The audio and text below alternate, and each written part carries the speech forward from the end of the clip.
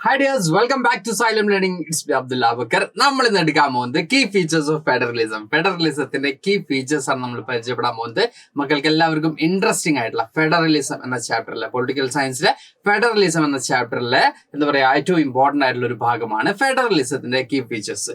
ഫെഡറലിസത്തിന്റെ മുഖ്യ സവിശേഷതകൾ എന്തൊക്കെയാണ് എന്നുള്ളതാണ് നമ്മൾ എന്ത് ചെയ്യാൻ പോകുന്നത് ഇന്ന് പറയാൻ പോകുന്നത്. മക്കൾക്ക് എല്ലാവർക്കും അറിയാലേ 7ഓളം ഫീച്ചേഴ്സ് വരുന്നുണ്ടല്ലേ. 7 ഫീച്ചേഴ്സ് ആണ് നമുക്ക് ടോട്ടൽ പഠിക്കാനുള്ളത്. അപ്പൊ ഓരോന്നും നമുക്ക് എന്ത് ചെയ്യണം പഠിച്ചു പോകേണ്ടതുണ്ട്. അപ്പൊ നമുക്ക് നോക്കാം ഏതാണ് ആദ്യത്തെ കീ ഫീച്ചർ. നമുക്ക് എന്ത് ചെയ്യാം നോക്കാം. എല്ലാവർക്കും അറിയുന്ന പോലെ തന്നെ there are 2 or more levels of government or 2 or more tiers of government. ഇപ്പൊ നമ്മുടെ ഇന്ത്യയുടെ കേസ് എടുക്കുകയാണെങ്കിൽ നമുക്ക് എന്ത് കാണാൻ പറ്റും? 3 ടയേഴ്സ് ആണല്ലോ. ഇന്ത്യയുടെ ആണെങ്കിൽ 3 ടയർ സിസ്റ്റം ആണ് നമുക്ക് കാണാൻ പറ്റുന്നത് അല്ലെ. അപ്പൊ 2 or more levels of government or 2 or more tiers of government എന്നാണ് നമ്മൾ പറയുന്നത്. 2ഓ അതിലധികമോ ഭാഗങ്ങളായിട്ടാണ് ഉണ്ടാവുക അല്ലെങ്കിൽ ലെവലുകളായിട്ടാണ് എന്തുണ്ടാവുന്നത് ഗവൺമെന്റ് ഉണ്ടാവുന്നത്. ഇപ്പൊ നമുക്ക് ഇന്ത്യയുടെ കേസ് തന്നെ എടുക്കാം. നമുക്കിപ്പോ എന്ത് ചെയ്തിട്ടുണ്ട് കൃത്യമായിട്ട് ഇവിടെ തന്നിട്ടുണ്ട്. Central government first one, then state government second one, the third one is the local self government. ഇങ്ങനെ 3 ഭാഗങ്ങളായിട്ടാണുള്ളത്. അപ്പൊ ഇതിനെ നമ്മൾ 3 ടയർ സിസ്റ്റം എന്ന് വിളിക്കും. 3 ടയർ സിസ്റ്റം എന്ന് നമ്മൾ ഇതിനെ വിളിക്കാറുണ്ട്. അപ്പൊ 2 or more levels of government എന്നുള്ളതാണ് ഫെഡറലിസത്തിന്റെ ഫസ്റ്റ് ഫീച്ചർ ആയിട്ട് നമുക്ക് കാണാൻ പറ്റുന്നത്. അതായത് എന്ത് ചെയ്യുന്നുണ്ട് പവർ ഷെയർ ചെയ്യപ്പെടുന്നുണ്ട്. ഫെഡറലിസം എന്ന് പറയുമ്പോൾ നമുക്കറിയാം അല്ലെ എന്ത് ചെയ്യുന്നുണ്ട് സ്റ്റേറ്റിലേക്കോ അല്ലെങ്കിൽ പ്രൊവിൻഷ്യൻസിലേക്കോ എന്ത് ചെയ്യുന്നുണ്ട് പവർ ഷെയർ ചെയ്യപ്പെടുന്നുണ്ട്. നമുക്ക് എല്ലാവർക്കും അറിയാം. അപ്പോൾ ഇവിടെ പവർ എന്ത് ചെയ്യുന്നുണ്ട് സെൻട്രൽ ഗവൺമെന്റിനും state government local self government ഇങ്ങനെ കൃത്യമായിട്ട് പവർ എന്ത് ചെയ്തിട്ടുണ്ട് ഷെയർ ചെയ്യപ്പെട്ടിട്ടുള്ളതായിട്ട് നമുക്ക് കാണാൻ പറ്റും. അപ്പോൾ 3 ലെവൽസ് ഓഫ് ഗവൺമെന്റ് അല്ലെങ്കിൽ 2 or more levels of government അല്ലെങ്കിൽ 2 or more tyres of government എന്നുള്ളതാണ് ഫസ്റ്റ് ഫീച്ചർ. ഒന്നാമത്തെ സവിശേഷത നമുക്ക് പഠിക്കാനുള്ളത്. ഇനി അടുത്ത സവിശേഷത എന്താണ്? രണ്ടാമത്തെ സവിശേഷത എന്താണ് നമുക്ക് നോക്കണം അല്ലെ. അപ്പൊ രണ്ടാമത്തെ സവിശേഷത എന്ന് പറയുന്നത് different tiers of government govern the same citizens but each tier has its own jurisdiction in specific matters of legislation, taxation and administration. നമ്മളോട് പറയുന്നത് ഈ different tiers of government same സിറ്റിസണിനെയാണ് എന്ത് ചെയ്യുന്നത് ഗവൺ ചെയ്യുന്നത്. ബിക്കോസ് ഇപ്പോ നമ്മുടെ സെൻട്രൽ ഗവൺമെന്റ് ആണെങ്കിലും സ്റ്റേറ്റ് ഗവൺമെന്റ് ആണെങ്കിലും ലോക്കൽ സെൽഫ് ഗവൺമെന്റ് ആണെങ്കിലും നമ്മളെ തന്നെയാണ് ഗവൺ ചെയ്യുന്നത് അല്ലെ. അതിലുള്ള സെൻട്രൽ ഗവൺമെന്റിന് സെപ്പറേറ്റ് ഒരു ജനങ്ങള് അല്ലെങ്കിൽ സെപ്പറേറ്റ് ആയിട്ടുള്ള ഒരു പീപ്പിള്, സ്റ്റേറ്റ് ഗവൺമെന്റിന് സെപ്പറേറ്റ് ആയിട്ടുള്ള പീപ്പിള് അല്ലെങ്കിൽ ലോക്കൽ സെൽഫ് ഗവൺമെന്റിന് സെപ്പറേറ്റ് പീപ്പിൾസ് ആണോ? അല്ല, ഒരേ പീപ്പിൾസിനെയാണ് ഒരേ പബ്ലിക്കിനെയാണ് എന്ത് ചെയ്യുന്നത് ഈ 3 ടയേഴ്സും അല്ലെങ്കിൽ 3 ലെവൽസും എന്ത് ചെയ്യുന്നത് ഗവൺ ചെയ്യുന്നത്. അപ്പൊ അതുകൊണ്ട് തന്നെ ഈ ഓരോ ടയേഴ്സിനും എന്തുണ്ട് ജൂറിസ്ഡിക്ഷൻ ഉണ്ട്, അധികാര പരിധികളുണ്ട്. അതായത് ഇത്രയും ഭാഗത്താണ് എന്ത് ചെയ്യുക ഒരു അധികാരമെങ്കിൽ ഇതിന് പുറത്തേക്ക് എന്ത് ചെയ്യാൻ പാടില്ല, കടക്കാൻ പാടില്ല.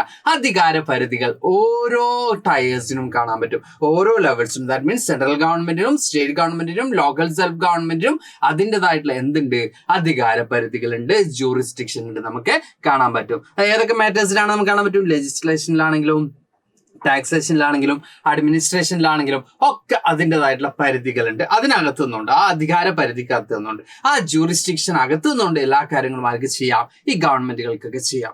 ദാറ്റ് മീൻസ് സ്റ്റേറ്റ് ഗവൺമെന്റിന്റെ കാര്യത്തിലും ലോക്കൽ സെൽഫ് ഗവൺമെന്റിന്റെ കാര്യത്തിലോ സെൻട്രൽ ഗവൺമെന്റിന് അവരുടെ ജൂറിസ്ഡിക്ഷനിൽ വരുന്ന കാര്യങ്ങളിൽ എന്ത് ചെയ്യാൻ പറ്റില്ല, ഇടപെടാൻ പറ്റൂല. അതുപോലെ തന്നെ സെൻട്രൽ ഗവൺമെന്റിന്റെ കാര്യത്തിൽ സ്റ്റേറ്റ് ഗവൺമെന്റിനും അവരുടെ ജൂറിസ്ഡിക്ഷനിൽ വരുന്ന കാര്യങ്ങളിൽ എന്ത് ചെയ്യാൻ പറ്റില്ല, ഇടപെടാൻ പറ്റൂല നമുക്ക് കാണാൻ പറ്റും. അപ്പൊ ഇതാണ് നമ്മൾ പറയുന്നത് ഡിഫറെന്റ് ടയർസ് ഓഫ് ഗവൺമെന്റ് ആര് തന്നെയാണ് ഗവൺ ചെയ്യുന്നത്, സെയിം സിറ്റിസൺസിനെയാണ് ഗവൺ ചെയ്യുന്നത്. പക്ഷെ ഇതിന് ഓരോന്നിനും എന്തുണ്ട് ദർ ഓൺ ജൂറിസ്ഡിക്ഷൻ ഉണ്ട് എന്ന് നമുക്ക് കാണാൻ പറ്റും. എസ്പെഷ്യലി നമുക്ക് എന്തിലൊക്കെയാണ് ലെജിസ്ലേഷനിലാണെങ്കിലും ടാക്സേഷനിലാണെങ്കിലും അഡ്മിനിസ്ട്രേഷനിലാണെങ്കിലും ഇത് സ്പെസിഫൈ ചെയ്തിട്ടുള്ളതായിട്ട് നമുക്ക് കാണാൻ പറ്റും. ഇനി നെക്സ്റ്റ് വൺ ജൂറിസ്ഡിക്ഷൻ. നമ്മുടെ തേർഡ് പോയിന്റ് എന്ന് പറയുന്നത് ഇത് നമുക്ക് സെക്കൻഡ് പോയിന്റ് ആയിരുന്നു അല്ലെ. ഇനി തേർഡ് ഫീച്ചർ മൂന്നാമത്തെ ഫീച്ചർ എന്ന് പറയുന്നത് ജൂറിസ്ഡിക്ഷൻ ആണ്. നമുക്ക് നോക്കാം jurisdiction. The area over which someone has illegally authority. അതായത് ഒരു എന്താ പറയാ വ്യക്തിക്ക് അല്ലെങ്കിൽ ഒരു എന്താ പറയാ നമ്മളിവിടെ പറയുകയാണെങ്കിൽ ഒരു ഇത്ര ഏരിയ ആണ് എന്ത് ചെയ്യുന്നത് ജൂറിസ്ഡിക്ഷൻ പരിധി എന്ന് നമ്മൾ പറയുന്നത്. The area may be defined in terms geographical boundaries or in terms certain kinds of subject. അപ്പൊ നമ്മൾ ഈ ജൂറിസ്ഡിക്ഷൻ ഡിസൈഡ് ചെയ്യുന്നത് അല്ലെങ്കിൽ ജൂറിസ്ഡിക്ഷനെ തീരുമാനിക്കുന്നത് എന്തിന്റെ ബേസിലാണ്? മേ ബി അത് ജിയോഗ്രഫിക്കൽ ആയിട്ടുള്ള ബൗണ്ടറീസ് ബേസ് ചെയ്തിട്ടായിരിക്കും. അതർവൈസ് മദർ സബ്ജക്ട് നമ്മളിവിടെ പറയുകയാണെങ്കിൽ കൾച്ചറൽ ഫീച്ചേഴ്സ് ഇതൊക്കെ ബേസ് ചെയ്തിട്ടാണ് എന്ത് ചെയ്യുന്നത് ഈ ഒരു ജൂറിസ്ഡിക്ഷൻ ഡിസൈഡ് ചെയ്യുന്നത് അല്ലെങ്കിൽ തീരുമാനിക്കുന്നത് നമുക്ക് കാണാൻ പറ്റും. അപ്പോൾ ഓരോന്നിനും അതിൻ്റെതായിട്ടുള്ള ജൂറിസ്ഡിക്ഷൻ എന്ന് പറഞ്ഞു. ഈ ഒരു ജൂറിസ്ഡിക്ഷൻ തീരുമാനിക്കുന്നത് എന്തിന്റെ അടിസ്ഥാനത്തിലാണ്? അത് മേ ബി ജിയോഗ്രഫിക്കൽ ആയിട്ടുള്ള എന്താ പറയാ ബൗണ്ടറീസ് ബേസ് ചെയ്തിട്ടാവും, അല്ലെങ്കിൽ അതർവൈസ് നമുക്ക് എന്ത് കാണാൻ പറ്റും ഏതിലൊക്കെ certain kinds of subject base ചെയ്തിട്ടായിരിക്കും നമുക്ക് അത് കാണാൻ പറ്റുന്നത്. ഇനി ഫോർത്ത് പോയിന്റ് നമുക്ക് കാണാൻ പറ്റുന്നത് കോൺസ്റ്റിറ്റ്യൂഷണലി ഗ്യാരണ്ടീഡ് എന്നുള്ളതാണ്. അപ്പോൾ നമുക്ക് കാണാൻ പറ്റും the consent of both levels of government. That means നമ്മളോട് പറയുന്നത് ഫണ്ടമെന്റൽ പ്രൊവിഷൻസിൽ എന്തെങ്കിലുമൊക്കെ ചേഞ്ചസ് കൊണ്ടുവരാൻ യൂണിലിറ്ററലി പോസിബിൾ അല്ല എന്നുള്ളതാണ്. അതായത് ഒറ്റയ്ക്ക് എന്ത് ചെയ്യാൻ പറ്റില്ല, ഫണ്ടമെന്റൽ ചേഞ്ചസ്, ഫണ്ടമെന്റൽ പ്രൊവിഷൻസിൽ ചേഞ്ചസ് കൊണ്ടുവരാൻ ഒരു ഗവൺമെന്റിന് ഒറ്റയ്ക്ക് സാധിക്കൂല. അതുകൊണ്ടാണ് നമ്മൾ എന്ത് പറയുന്നത്, yes the fundamental provisions of the constitution cannot be unilaterally changed by one level of government. ഒരു ലെവലിന് എന്ത് ചെയ്യാൻ പറ്റില്ല, യെസ് അതിൽ ചേഞ്ചസ് കൊണ്ടുവരാൻ പറ്റൂല. എന്ത് ചെയ്യണം, എല്ലാം ഒന്നിച്ചൊന്നുകൊണ്ട് the consent of both levels of government. ഈ 2 ലെവൽസ് ഓഫ് അല്ലെങ്കിൽ 3 ലെവൽസ് ഓഫ് ഗവൺമെന്റ് ആണെങ്കിൽ അതിൻ്റെയൊക്കെ എന്ത് വേണം, കൺസെന്റ് വേണം എന്നുള്ളതാണ് നമുക്കിവിടെ കാണാൻ പറ്റുന്നത്. ഫണ്ടമെന്റൽ പ്രൊവിഷൻസിൽ എന്ത് ചെയ്യാൻ പറ്റില്ല, ചേഞ്ചസ് കൊണ്ടുവരാൻ സാധിക്കൂല എന്നുള്ളതാണ് നമ്മുടെ 4th പോയിന്റ്. ദെൻ നമ്മുടെ കോർട്ടിന്റെ റോൾ ആണ് നമ്മുടെ 5th പോയിന്റ് എന്ന് പറയുന്നത്. റോൾ ഓഫ് കോർട്ട് ആണ് 5th പോയിന്റ് എന്ന് പറയുന്നത്.